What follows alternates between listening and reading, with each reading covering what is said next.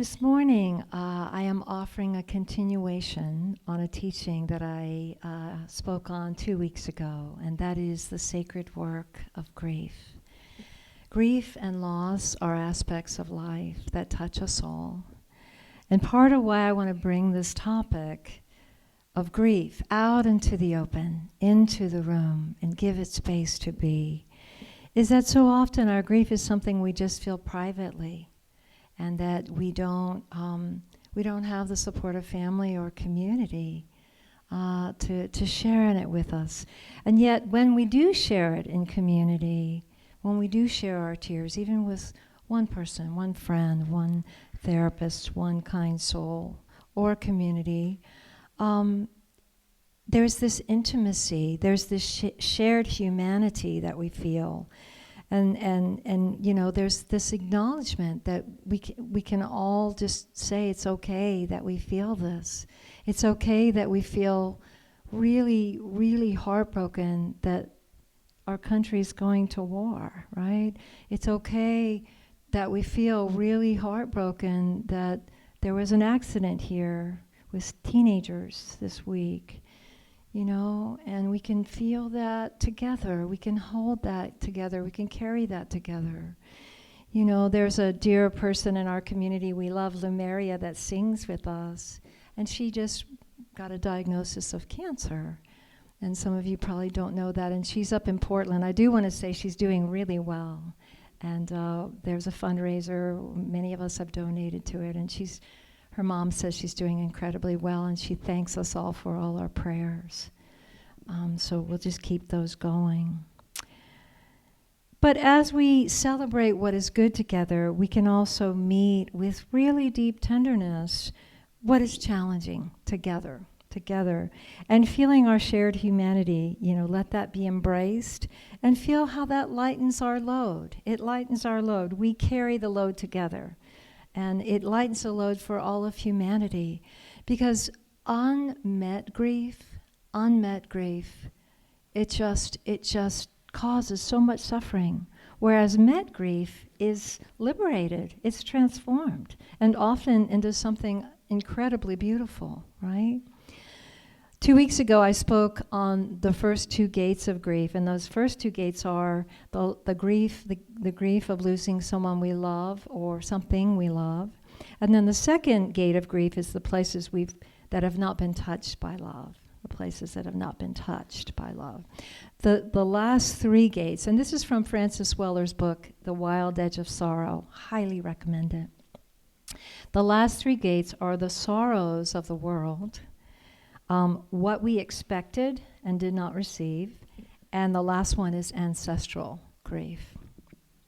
There's been a precious story that's been in the news of such a perfect example of this gate of what we expected and did not receive, and it's exemplified by a non-human being, reminding us that grief isn't just a human experience, that all animals also feel grief, and they feel it deeply. You might have seen this story about the little Japanese macaque monkey. Anybody seen it? Well, he was born very small, very fragile, and they named him Punch. He needed a little help. Well, he needed a Yang name, Punch. But he was fragile, and he was rejected by his mom in the first few days after his birth. And for a baby monkey, that kind of rejection isn't just sad, it's actually dangerous, right? Monkeys when they're babies, they need warmth, they need comfort, they need someone something to hold on to. So the zookeepers stepped in, and they gave this little monkey, they fed him by hand, they kept him close, and they gave him something simple. They gave him this adorable little stuffed orangutan. And they were so shocked, they were so surprised by what happened next. So Punch wrapped his arms around this little stuffed toy orangutan like it was his whole world, and he slept with it, and he carried it everywhere he went. He buried his face in it when he was afraid. And all these people, this monkey's in a zoo, so all these people were taking pictures. And so the pictures went viral all over the world. Now millions of people are in love with Punch. They're concerned about what's happening with Punch, right?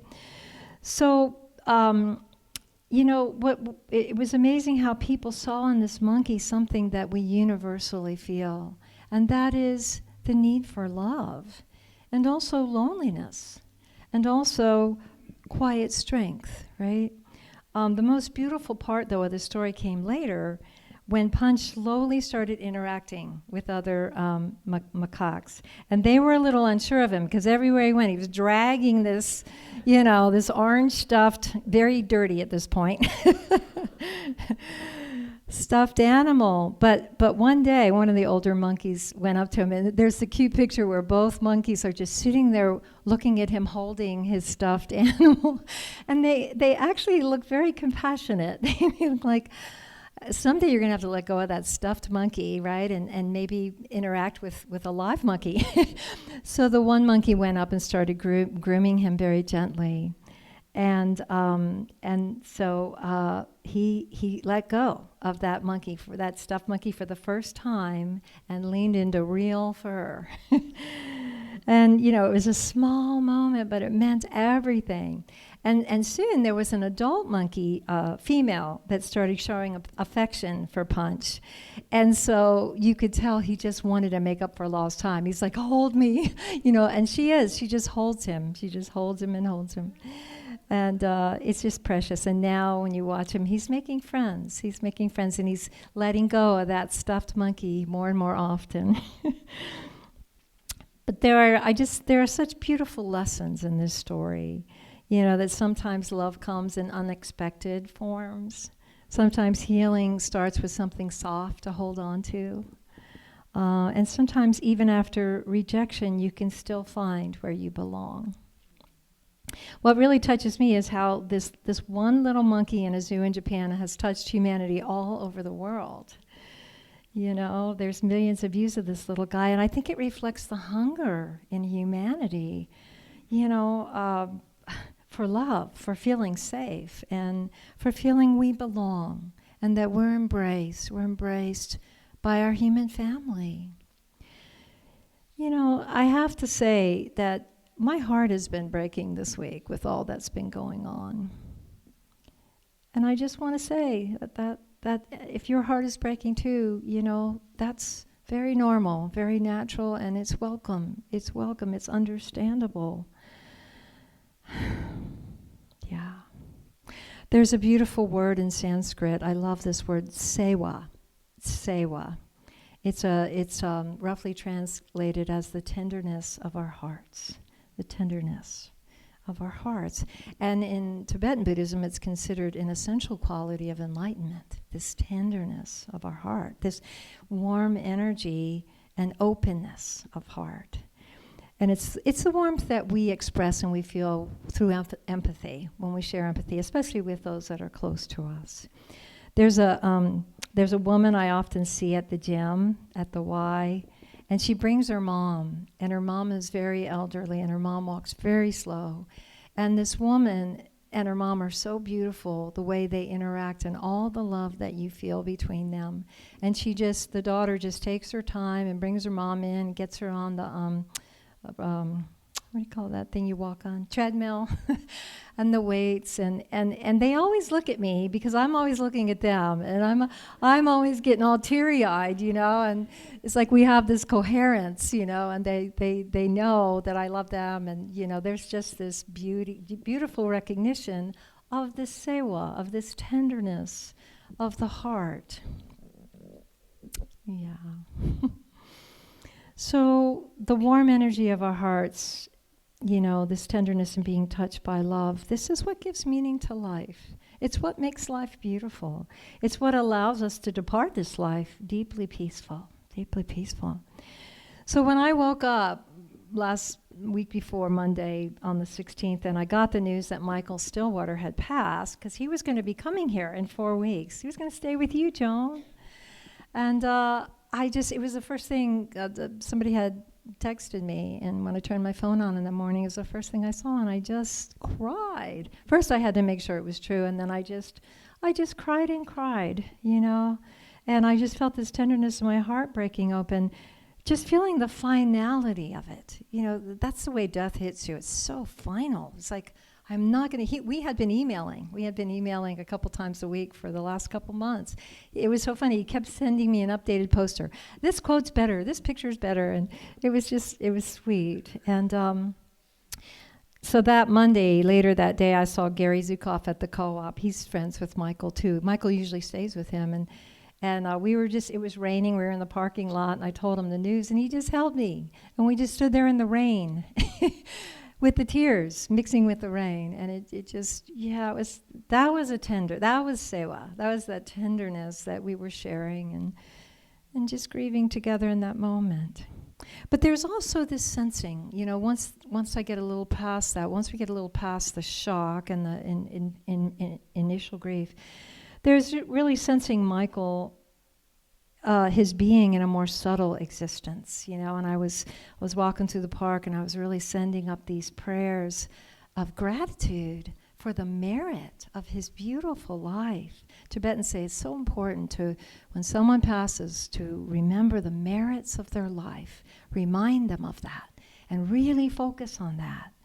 So I was reminding him and thanking him and singing all his songs, and he has so many beautiful chants, and just really praying, for his peaceful merging into the ultimate reality, into the luminous light.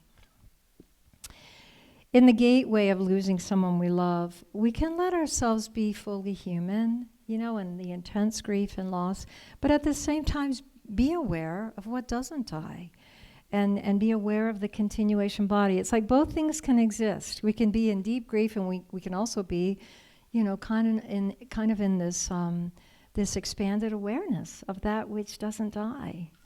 If you read Thich Nhat Hanh's story of his mom, when his mom passed, he was in immense grief. He was in deep grief for over a year.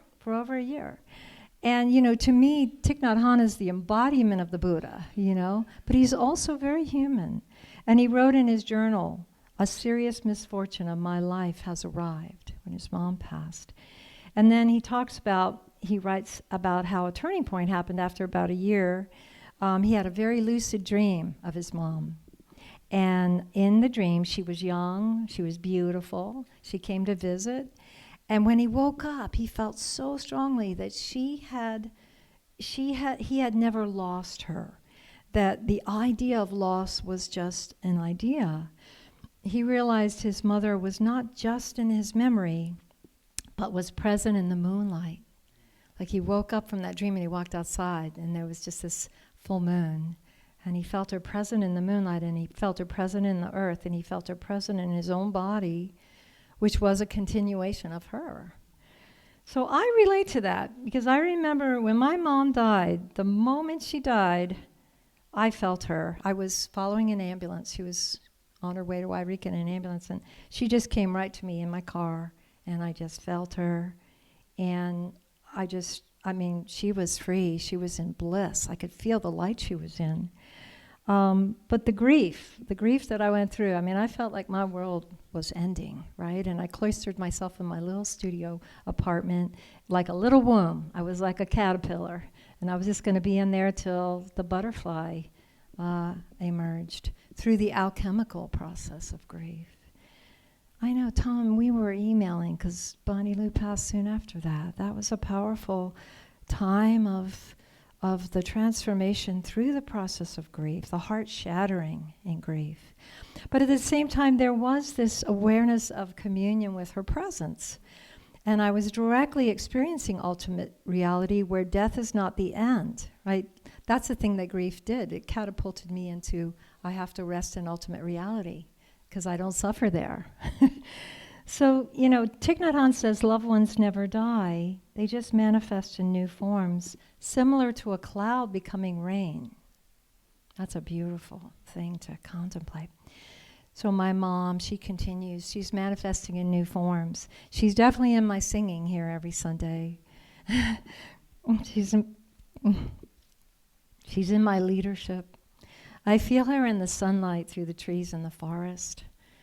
She's in my dreams a lot. She's in my brother's dreams. We talk about our amazing dreams with Mom.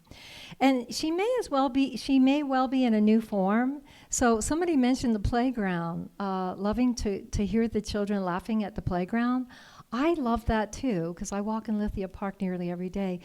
But I also have this new wonderful thing is that every little child's face, I'm like, that could be Mom. So I just love all the children. I just love all the children, and I look deep into their eyes. And I smile and beam at them with love, and they respond. I think they're all wink, wink. I am Mom. I'm the continuation body of your mother. Thich Nhat Hanh has a beautiful book. I highly recommend this book. This book helped me so much. No Death, No Fear. I have all his books. It's one of the most powerful, I think. And in it he wrote, our greatest fear is that when we die, we will become nothing. We believe that we are born from nothing and that when we die, we become nothing. The Buddha has a very different understanding that birth and death are notions. They are not real. When I was in retreat with Thich Nhat Hanh, he would often say that our birth day, the day we're born, is our continuation day. And that our death day, the day we die, that is our continuation day too. There's a really fascinating tradition in Tibetan Buddhism, you probably know about it, but when a high lama dies, the monks wait a few years and then they go and look for him. They look for his continuation body. And the Lama that passed will often come in dreams to the close disciples and leave signs, and they often write a poem at the end of their life that's going to point to where they're going to be found. And so the disciples use this poem, and they go looking for this child, and they bring instruments that were the high lamas. They'll bring a mala, they'll bring a bell, they'll bring the teacup, his favorite teacup, and they'll mix them in with all these other instruments, and they'll present them. And so if the young child is able to pick out from all these instruments the ones that were that belong to the lama, and also if he passes these other tests, there's a lot of examinations involved, then he's proclaimed as a continuation of the deceased teacher. And the disciples ask the parents, can we take him back to the monastery and he'll be our teacher for the next generation? So the present 14th Dalai Lama, he was found this way. He recognized items that belong to the 13th Dalai Lama. And most reincarnations of high lamas recognize persons or objects that were closely related to them in the previous life. So that's just fascinating food for thought. Thich Nhat Hanh said in his later years when he was teaching, he said, don't wait for him to pass to look for his continuation body. So he kind of expanded on this idea. He said all his spiritual children, and if he's a teacher for you, you're included in that. All his spiritual children are his continuation body as we practice mindfulness. So we continue our teachers. Each mindful moment we live the teachings. I love thinking about that. I think about that especially Sunday morning when I'm leaving my house to come here. I feel like I'm continuing my teachers. Michael Singer, my first teacher. Amma, Thich Nhat Hanh, the Dalai Lama, the Buddha. I'm continuing my teachers. And I know you all know what I'm talking about. You've experienced a wider identity of yourself. Thich Nhat Hanh writes so beautifully about this. He says, my nature is the ocean water. I see myself in all the other waves and all the other waves in me. The appearance and disappearance of the form of the wave does not affect the ocean. My Dharma body and wisdom life are not subject to birth and death. My wisdom life, my Dharma body is not subject to birth and death. I see the presence of myself before my body manifested and after my body has disintegrated. My lifespan is limitless. My lifespan is limitless. I've gone beyond the idea that I'm just a body that's separate in space and time. And we can too. When my mom passed, in that first moment, I felt just that communication with her mental body, telepathy. And I like I said, I especially felt her in the leaves swaying in the trees and the way the sunlight would filter through the trees. Thich Nhat Hanh wrote, "Every day I look deeply at everything around me, the trees, the hills, my friends. I see myself in them all, and I know I shall not die. I will continue in many other forms." So if we can practice seeing like this, it is really a practice. It's contemplating often, really. It helps us so much when the manifestations of our loved ones' current form disappears. It leaves room for other manifestations. So the third gate of grief is meeting the sorrows of the world. If we're reading the news, if we're listening to the news, there's heartbreak. It's in our community, it's in our country, it's in our world. And I have to say that what we need is peace, not war. What we need is peace, not war.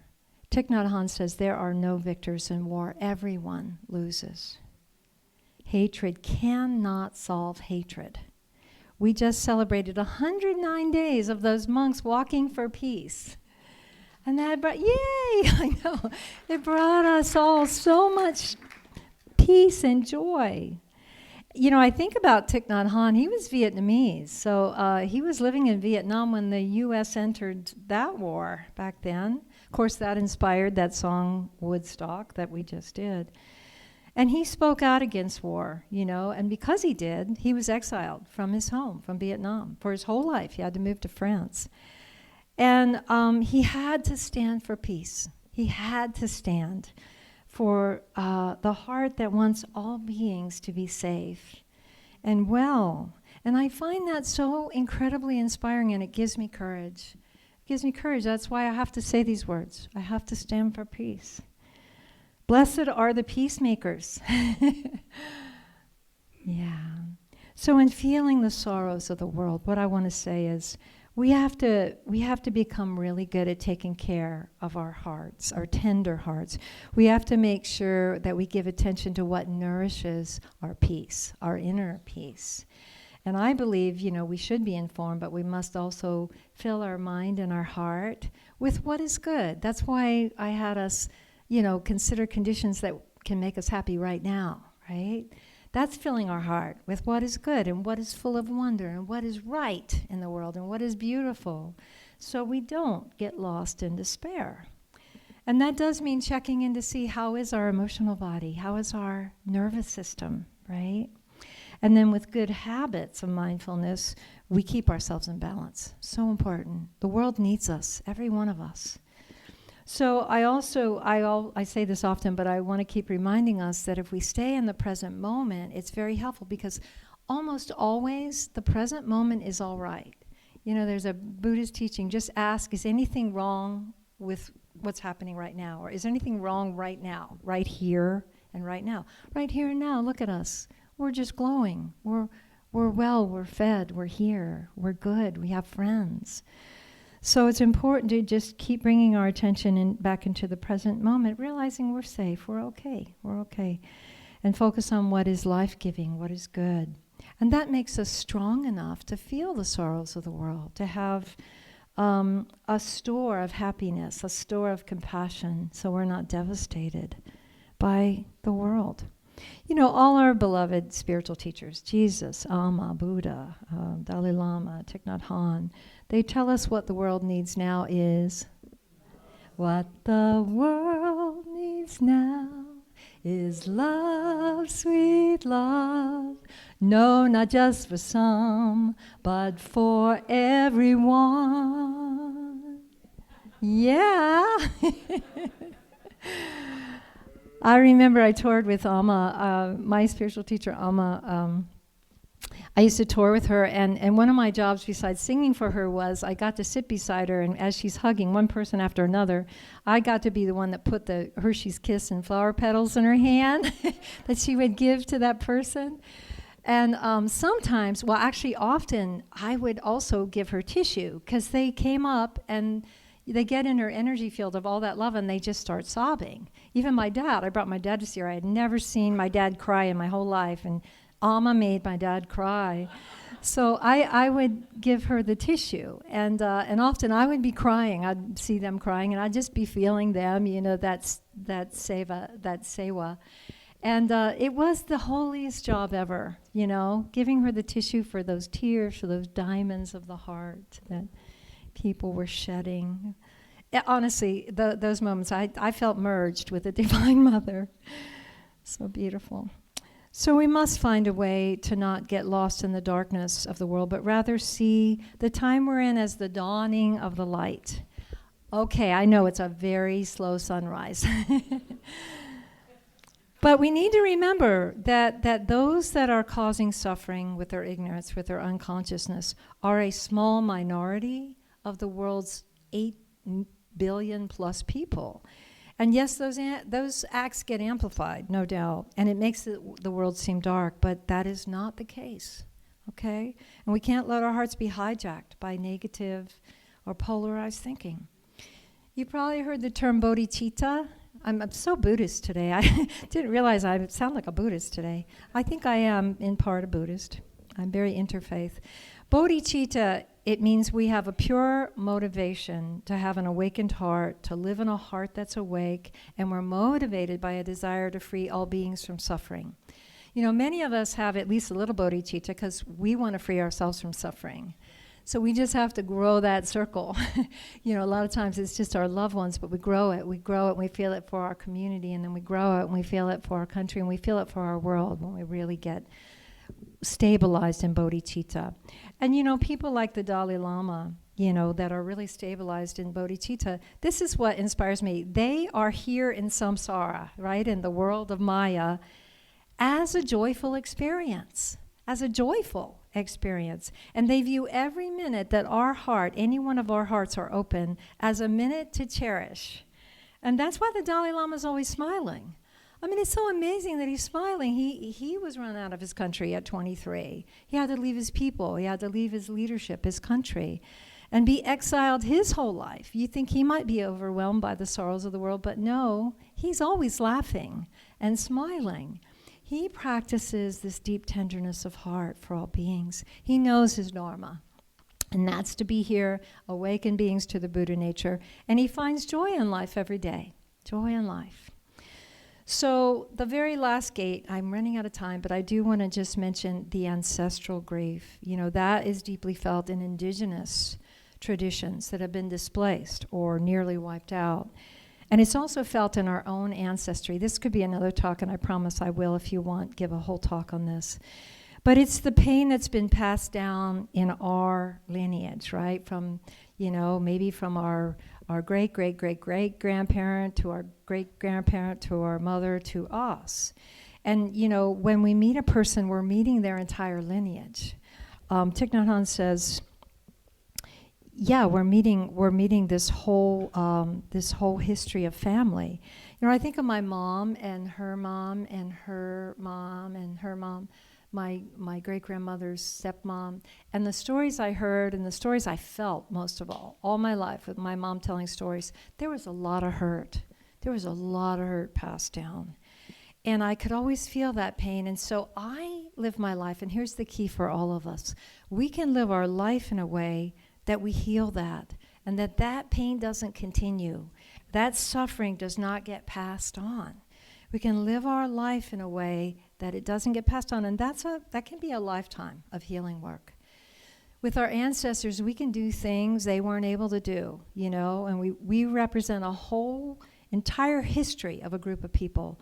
We can transform for our parents and their parents and their parents and our ancestors. And then our descendants are free from suffering. They have a better future because we don't pass on that suffering. So I know you're all doing your work, your beautiful work, you enlightened people, you. Our healing work does include embracing our grief. We're going to have a grief ceremony. We're going to have a fire. We're going to have it at our retreat, and I also want to have one just for us all to meet and have a fire and do a ceremony. But our healing changes the future for the better. And so in closing, I just want to say, if you're going through grief or loss, know you're not alone. Know you're not alone. And trust that it's possible that you are being remade. You're being remade into something that you maybe can't even imagine, that's so beautiful. Trust that. Trust that. And be sure you reach out to someone and know that you're loved. Let us all embrace our humanness with great tenderness and trust that life brings us through these gates. Life will bring us through these gates, and we will become better through our experience, through embracing it with an open heart and a lot of tenderness. So thank you.